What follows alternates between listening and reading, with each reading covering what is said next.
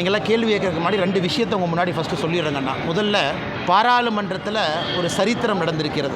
வக்ஃப் act amendment 2025 வெற்றிகரமாக இன்று அதிகாலை நேற்று நள்ளிரவில் ஆரம்பித்து ராஜ்யசபாவில், ஒரு நாள் முன்பு லோக்சபாவில் 2 இடத்திலும் கூட நல்ல மெஜாரிட்டியோடு, நிறைய கட்சிகளுடைய ஆதரவோடு, ஒரு ஜனநாயக முறையில் எல்லாருடைய ஒப்பீனியனை கேட்டு கிட்டத்தட்ட 1 கோடி பேர், 1 கோடி ஒப்பீனியன் இந்த வக்ஃப் ஜேபிசிக்கு மட்டுமே, ஜாயின்ட் பார்லிமெண்ட்ரி கமிட்டிக்கு இந்த வக்ஃப் சட்டம் 2025 அமெண்ட்மெண்ட் சட்டத்திற்கு 1 கோடி ஒப்பீனியன் கொடுத்துருக்காங்க. அதையெல்லாம் கருத்தில் ஏற்றுக்கிட்டு ஜேபிசி 13 அமெண்ட்மெண்ட், ஒரிஜினலாக நம்முடைய மத்திய அரசு என்ன ப்ரப்போஸ் பண்ணியிருந்தாங்க அதில் 13 மாற்றங்களை கொண்டு வந்து லோக்சபா ராஜ்யசபா 2லும் கூட அது வெற்றிகரமாக நிறைவேறியிருக்கிறது. இதை பாரதிய ஜனதா கட்சி தமிழ்நாடு நாங்கள் இதை வரவேற்கின்றோம். குறிப்பாக நம்முடைய இஸ்லாமிய சொந்தங்களுக்கு, அதிலும் இஸ்லாமிய மதத்தில் இருக்கக்கூடிய ஏழை இஸ்லாமிய சொந்தங்களுக்கு இது ஒரு பெரிய வரப்பிரசாதமாக நாங்கள் பார்க்கின்றோம். ஏன்னா நிறைய தமிழகத்தில் அரசியல் கட்சிகள் குழப்பத்தை ஏற்படுத்துகிறாங்க. வழக்கம் போல் சில அரசியல் கட்சிகள் போராட்டமெல்லாம் பண்ணுறாங்க. அதனால் இந்த சட்டத்தை பற்றி கொஞ்சம் தெளிவாக எடுத்துரைக்க வேண்டியது எங்களுடைய கடமையாக இந்த நேரத்தில் நாங்கள் கருதுகின்றோம். அன்பு சொந்தங்களே, நம்முடைய சுதந்திரத்திற்கு முன்பு 1947க்கு முன்பு இந்த வக்ஃப் அப்படிங்கிறது என்னன்னாங்க, ஒரு இஸ்லாமியர் மதத்தின் மீது நம்பிக்கை இருக்கிறவர் ஒரு சொத்தை அவர் அதை சேரிட்டிக்காக, அந்த சொத்தின் மூலம் வரக்கூடிய வருமானம் நல்ல ஒரு காரியங்களுக்காக பயன்படுத்தப்பட வேண்டும் என்று அளிக்கக்கூடிய ஒரு சொத்தினுடைய பேர் தான் வக்ஃப். அதை பராமரிக்கக்கூடியதுக்கு தான் மத்திய அரசு, மாநில அரசு இன்வால்வ் ஆகிறாங்க. சுதந்திரத்திற்கு முன்பு 1947க்கு முன்பு 1913 பிரிட்டிஷ் அரசு முதலாக இதை பராமரிப்பதற்காக ஒரு சட்டத்தை கொண்டு வர்றாங்க. முசல்மான் வக்ஃப் வேலிடேட்டிங் ஆக்ட் 1913. 23 ஒரு மாற்றம் கொண்டு வர்றாங்க. 1923, 1930 ஒரு மாற்றம் கொண்டு வர்றாங்க. ஆனால் சுதந்திரத்திற்கு பிறகுதான் முறையான ஒரு சட்டம் வக்ஃப் ஆக்ட் 1954, 1954 முறையான ஒரு சட்டம். ஒரு மாநிலத்தில் வக்ஃப் போர்டு, ஒரு மாநிலத்தில் இந்த சொத்தை பராமரிப்பதற்காக ஒரு போர்டு வேண்டும். மத்திய அரசு சென்ட்ரல் வக்ஃப் கவுன்சில், அதாவது மாநிலத்தில் இருக்கக்கூடிய வக்ஃப் போர்டு எல்லாம் பராமரிப்பதற்கு ஒரு கவுன்சில் வேணும், சென்ட்ரல் கவுன்சில். இதெல்லாம் 1954 வருது. சின்ன சின்ன மாற்றங்கள் தொடர்ச்சியாக நடக்குது. பெரிய மாற்றம் 1995 வக்ஃப் ஆக்ட் 1995. 95 ஒரு பெரிய மாற்றத்தை கொண்டு வர்றாங்க. என்ன மாற்றம்னா, ட்ரிபியூனல்ஸ் கொண்டு வர்றாங்க. ஒரு பிரச்சனை இருந்தால் யார் சால்வ் பண்ணுவா, ட்ரிபியூனல் எப்படி இருக்கணும், ஒரு சொத்து வக்ஃப் சொத்தா இல்லையான்னு எப்படி முடிவு பண்ணுறது, இதெல்லாம் 95. காங்கிரஸ் ஆட்சி முடியும் தருவாயில் 2013 ஒரு பெரிய மாற்றத்தை கொண்டு வர்றாங்க. அதாவது 95 சட்டத்துக்கு 2013 கொஞ்சம் அமெண்ட்மெண்ட்ஸ் கொண்டு வர்றாங்க. இன்றைக்கி 12 ஆண்டுகள் கழித்து மறுபடியும் அந்த 95 சட்டத்தில் 2013 கொண்டு வந்த மாற்றங்கள், அதனுடைய சார்ந்து இன்றைக்கி 2025 மாற்றங்களோடு வக்ஃப் ஆக்ட் 2025 நிறைவேற்றியிருக்கிறோம். இதில் என்ன புதுசு? எதற்காக எதிர்க்கட்சி நண்பர்கள் சில பேர் தமிழகத்தில் குற்றம் சுமத்துகிறாங்க. 1913 2013 வரை மொத்தமாக இந்தியாவில் வக்ஃப் போர்டு அவங்களுக்கு கீழே இருந்த சொத்து 18 லட்சம் ஏக்கர். 1913 2013 வரை 18 லட்சம் ஏக்கர். 2013 2025 வரைக்கும் புதிதாக 21 லட்சம் ஏக்கர் ஆட் ஆயிருக்கு. அப்போ கணக்கு போட்டு பாருங்கள். அப்போ மொத்தமாக இன்றைக்கி இந்தியாவில் வக்ஃப் போர்டு கீழே இருக்கக்கூடிய சொத்துக்கள் 39 லட்சம் ஏக்கர். இந்தியாவில் அதிகப்படியாக அவங்க கையில் தான் இருக்குது. ரயில்வேஸ், மத்திய அரசு கீழே இருக்கக்கூடிய ரயில்வே, வக்ஃப் போர்டு இவங்ககிட்ட தான் ஒரு தனி நபர் அப்படிங்கிற அமைப்பாக நீங்கள் பார்த்தீங்கன்னா அதிகமான சொத்துக்கள் 39 லட்சம் ஏக்கர். இதில் ஆச்சரியம் என்னென்னா, கடந்த 12 ஆண்டுகளில் மட்டுமே 21 லட்சம் ஏக்கர் ஆட் ஆகிருக்கு. நிறைய குழப்பங்கள்.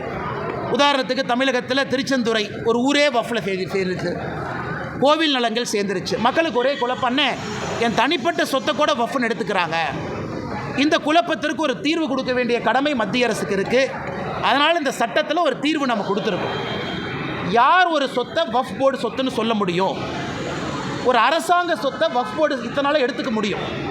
இந்த அமெண்ட்மெண்ட் கொண்டு வர வரைக்கும் அரசாங்கத்தினுடைய சொத்தை செக்ஷன் 40 படி வக்ஃப் போர்டு அவங்க ப்ராப்பர்ட்டியாக டிக்ளேர் பண்ணாங்கன்னா வேறக்கு தீர்வே இல்லை. இன்றைக்கி அதை மாற்றிருக்கோம். ஒரு அரசாங்கத்தினுடைய சொத்தை வக்ஃப் போர்டுன்னு சொல்கிறாங்கன்னா மாவட்ட ஆட்சியருக்கு மேலே ஒரு அதிகாரியை மாநில அரசு நியமிக்கணும். அந்த அதிகாரி எல்லாம் பரிந்துரைச்சு பார்த்துட்டு மாவட்ட ஆட்சியருக்கு சொல்லுவார், இது அரசாங்க சொத்தா வக்ஃப் சொத்தா. முதலாக அரசாங்க சொத்து ஒரு நேர்மையான முறையில் காப்பாற்றப்பட்டிருக்கிறது. ரெண்டாவது, வக்ஃப் போர்டை பொறுத்த வரைக்கும் ஒரு சொத்தை கொடுக்குறீங்கன்னா அது யார் கொடுக்கலான்னு இன்றைக்கி வரைமுறை கொண்டு வந்திருக்கும். இந்த சட்டத்தின் மூலமாக சொத்தினுடைய ஓனர் தான் சொல்ல முடியும், ஏன் சொத்தை நான் வக்ஃபாக டிக்ளேர் பண்ணி நான் கொடுக்குறேன், நீங்கள் பார்த்துக்கங்க. அதாவது யாரையோ சொத்தையெல்லாம் அவங்க எடுக்க முடியாது. செக்ஷன் 108 முதல்ல. செக்ஷன் 108 எப்படி இருந்துச்சுன்னா, அந்த ட்ரிபியூனலுக்கு உச்சகட்சமான அதிகாரம். அந்த ட்ரிபியூனல் முடிவு பண்ணிடுச்சுன்னா நீங்களும் நானும் அவங்க ரெஜிஸ்டர் ஆஃபீஸ்க்கு அனுப்பிடுவாங்க, இந்த சொத்து வக்ஃப் போர்டு சொத்துன்னு. நீங்கள் நானும் தலைகீழாக நின்று தண்ணி குடித்தா கூட அந்த சொத்தை மாற்ற முடியாது. இன்றைக்கி அதுக்கு ஒரு தீர்வு. இஸ்லாம் மதத்தை பொறுத்தவரை ஷியா சுன்னி அப்படின்னு மட்டும் இருந்துச்சு. அந்த இஸ்லாம் மதத்துக்குள் இருக்கக்கூடிய உட்பிரிவு ஷியா சுன்னி மட்டும் இன்றைக்கி வக்ஃப் போர்டில் இருந்தாங்க.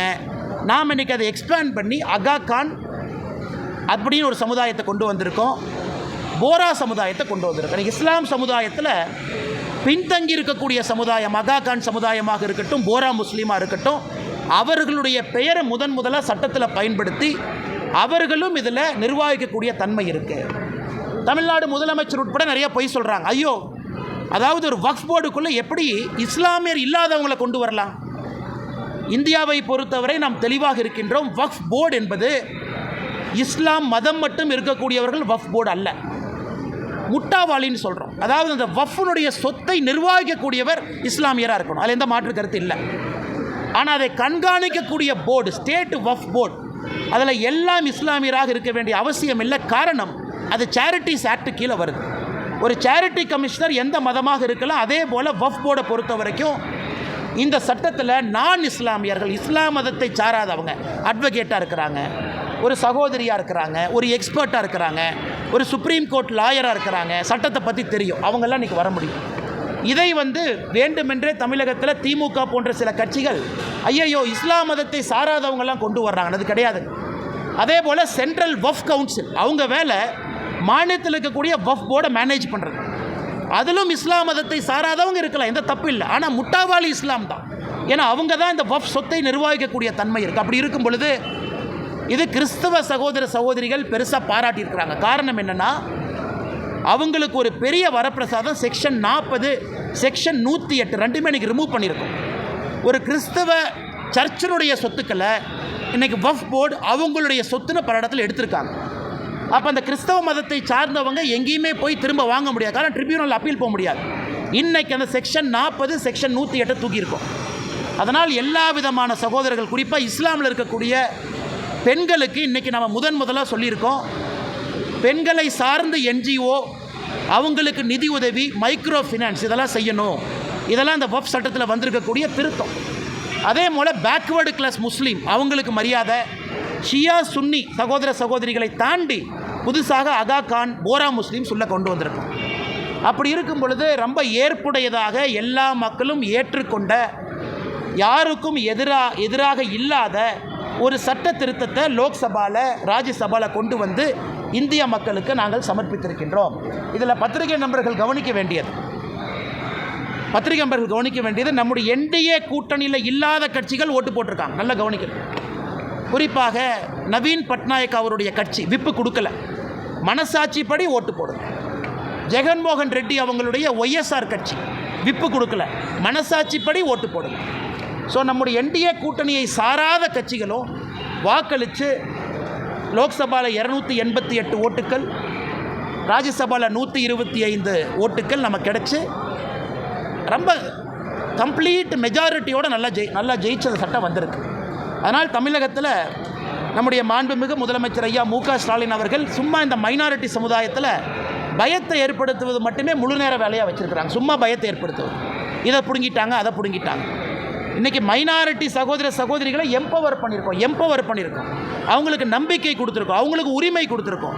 அப்படி இருக்கும் பொழுது எப்படி இது இஸ்லாம் மதத்திற்கு சகோதரர்களுக்கு எதிரான ஒரு சட்டமாக இருக்கும்? அதனால தான் கொஞ்சம் விலாவரியாக நம்முடைய பத்திரிகை நண்பர்கிட்ட பேசுகிறோம். அன்பு சொந்தங்களே, அது மட்டும் இல்லை, இன்றைக்கி மொத்தம் இருக்கக்கூடிய 39 லட்சம் ஏக்கர் வஃப் போர்டு கீழ் இருக்கிறது. சம்பாதித்த வருமானம் 126 கோடி. இது தமிழ்நாட்டில் HRNC டிபார்ட்மெண்ட்டோட மோசமாக ஃபங்க்ஷன் ஆகிட்டு இருக்கு. மொத்தமாக போன ஆண்டு சம்பாதனை வஃப் போர்டு 126 கோடி. சச்சர் கமிட்டி மன்மோகன் சிங் ஐயா போடும்போது என்ன சொன்னாங்கன்னா, ஒரு வஃப் போர்டை முறையாக நிர்வாகம் செஞ்சால் 10,000 கோடி ரூபாய் சம்பாதிக்க முடியும். அதனால் இன்றைக்கி எல்லாமே லாங் லீஸில் கொடுத்து தமிழ்நாட்டில் நான் குறிப்பாக சொல்கிறேன், ஒரு சப் இன்ஸ்பெக்டர் திருநெல்வேலியில் கொன்னாங்க. எதுக்கு கொன்னாங்க? சமீபத்தில் ரிட்டையர்ட் சப் இன்ஸ்பெக்டர் எதுக்கு கொன்னாங்க? வக்ஃப் பிரச்சனை, வஃப்னுடைய சொத்தை ஒரு திமுககாரை அபகரித்து வச்சிருக்கிறான்னு சொன்னாங்க. அதை எதிர்த்து கேள்வி கேட்டதற்காக அவர் படுகொலை செய்யப்பட்டார். இன்றைக்கி ஏன் திமுக அதை எதிர்க்குது? பாதி ஊரில் வக்ஃப் ப்ராப்பர்ட்டியை திமுககாரை அபகரித்து வச்சிருக்கிறான். அவன் அந்த ப்ராப்பர்ட்டியில் வரக்கூடிய நியாயமான சொத்தை வக்ஃப் போர்டுக்கு அந்த பணம் போகல. அதனால தான் வெறும் 126 கோடி ரூபாய் தான். நீங்களே யோசிச்சு பாருங்கள், 39 லட்சம் ஏக்கர் வெறும் 126 கோடி ரூபாய் சம்பாதிக்கும். 4 ஆண்டுகள் கொடுத்து பாருங்கள் பத்திரிகை நண்பர்களே, நீங்கள் 4 ஆண்டுகள் கழித்து பாருங்கள் இந்த வக்ஃப் போர்டு எவ்வளவு சம்பாதிக்குதுன்னு மட்டும் பாருங்கள். அது எல்லாமே இஸ்லாமிய சொந்தங்களுக்கு அந்த பணம் போகணும். குறிப்பாக ஏழை இஸ்லாமிய சகோதரிகளுக்கு அந்த பணம் போக வேண்டும். அதனால் நிச்சயமாக இந்த அற்புதமான சட்டத்தை கொண்டு வந்ததற்காக பாரத பிரதமர் நரேந்திர மோடி ஐயா அவர்களுக்கு தமிழக பாரதிய ஜனதா கட்சி சார்பாக நாங்கள் பாராட்டுக்களையும் நன்றிகளையும் வாழ்த்துக்களையும் தெரிவிச்சுக்கிறோம்.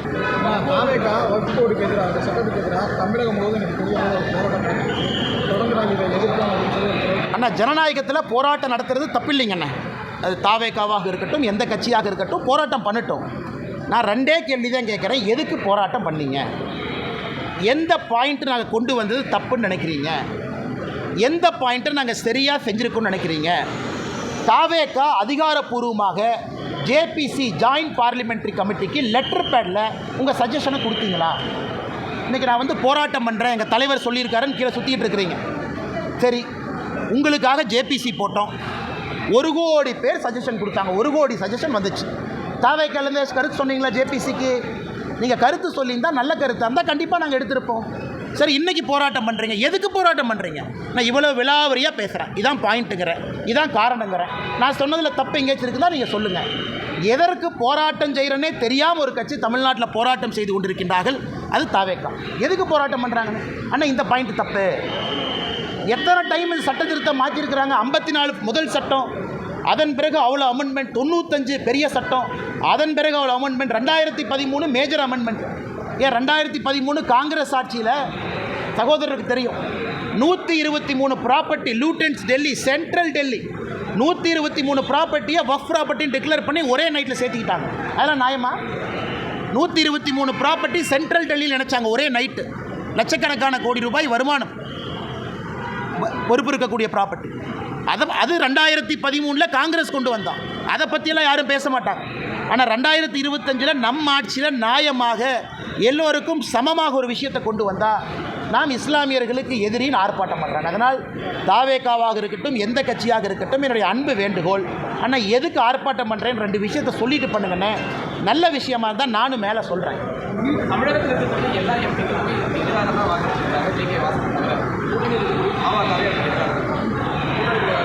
அண்ணே, நம்ம 2 விஷயம் புரிஞ்சுக்கிறோங்கண்ணே. ஒரு அரசியல் கட்சிகளுக்கு அவர்கள் நிலைப்பாடு இருக்கட்டும், நாங்கள் அதை மதிக்கிறோம். அதில் எது தவறு இருப்பதாக நான் பார்க்கல. ஒரு அரசியல் கட்சியினுடைய நிலைப்பாடு. நாங்கள் சட்டத்தை கொண்டு வந்திருக்கோம். சட்டத்தில் இருக்கக்கூடிய சிறப்பு அம்சங்களை சொல்ல வேண்டியது எங்களுடைய கடமை. பத்திரிகை நண்பர்கள் மூலமாக உங்கள் கேள்விக்கு பதில் சொல்ல வேண்டியது எங்கள் கடமை.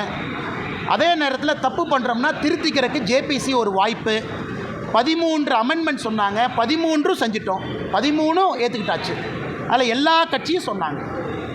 மேஜர் அமெண்ட்மெண்ட் அரசு கொண்டு வந்ததிலிருந்து 13 திருத்தங்களை ஒத்துக்கிட்டோம். அதனால் ஒரு கட்சிக்கு ஒரு நிலைப்பாடு, அதை நாங்கள் பெரிதாக எடுத்துக்கொள்ளவில்லை.